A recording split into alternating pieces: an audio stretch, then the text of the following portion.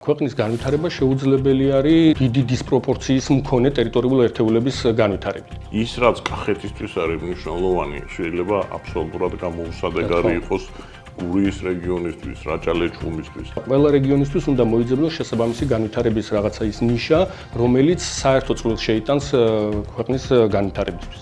ეს პროექტები და პროგრამები რამდენად ახდენს ზემოქმედებას მუნიციპალიტეტის თუ რეგიონების განვითარებაზე, ჩვენ ამის შეფასების ინსტრუმენტებიც არ აქვს. ყველაფრის გაკეთებას ვერ შევძლებთ. ამას რესურსები სჭირდება. და სწორედ ამ შეზღუდული რესურსების პირობებში მნიშვნელოვანია, რომ სტრატეგიამ გიჩვენოს, რომ კონკრეტულად დღეს სად ვართ და რა პრიორიტეტი გვაქვს. ინფრასტრუქტურის მოგვარება არის მხოლოდ ნაწილი რეგიონული განვითარების. ეს უნდა იყოს ინსტრუმენტი იმ განვითარებისთვის.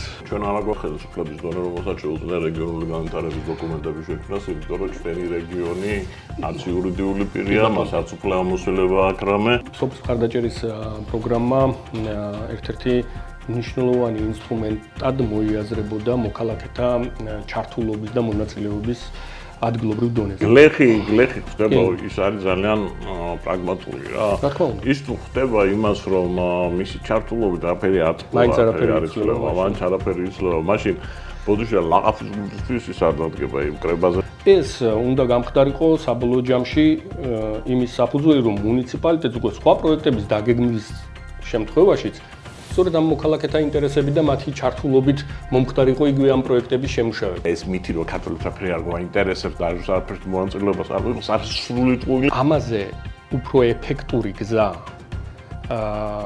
იგივე პროექტის იქნება, პროგრამის იქნება თუ ამ შემდეგ განხორციელების არ არსებობს თუ რომ არა მოქალაქეთა მონაწილეობა და ჩართულობა.